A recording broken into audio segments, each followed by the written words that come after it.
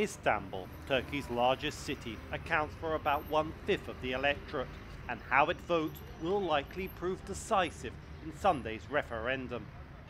With opinion polls showing the outcome is too close to call, both sides are feverishly campaigning. Evet means yes in Turkish. Campaigners argue that extending the president's powers will strengthen democracy by ensuring stability. This man shouts, against the terrorists, we say yes. Against the imperialist powers, we say yes.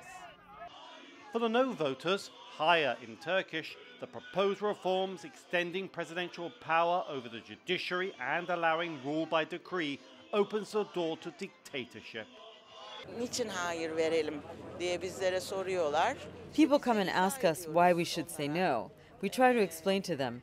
To be honest, we say no to the one-man regime. Hayır diyoruz.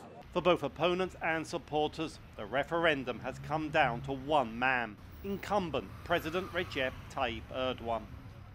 The Yes campaigners believe the proposed reforms are all about enabling the president to continue to carry out his program to develop Turkey. Recep Tayyip Erdogan AK Parti dönemiyle iktidara geldiğinde When Recep Tayyip Erdogan came to power with his AK party, he first fought against gangs in the deep state, took a very important step in health sector, and now, compared to the 2000s, Turkey has a 500% increase in progress. %500 derecede bir artış var. Yes campaigners focus on Erdogan's achievements rather than the merits of the constitutional reforms.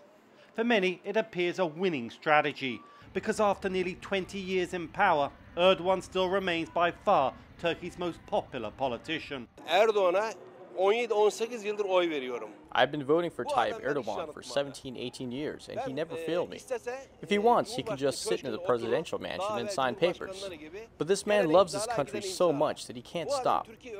He believes he should do more. That's why I believe in him. But the fairness of the referendum campaign is increasingly in question. In many areas of Istanbul, like the rest of the country, it can be difficult to find no flags and posters. Numerous no campaign rallies were banned by state officials, including in Istanbul. According to a recent study, 90% of media coverage was devoted to the Yes campaign. The pro-Kurdish HDP, Turkey's second largest opposition party and one of the most ardent opponents of the proposed constitutional reform, has faced the greatest difficulties. We are seeing political pressure. Our co-leaders and 13 members of parliament are in prison, and almost 5,000 of our people are facing charges or under arrest. We can't talk about a fair vote and an honest referendum here.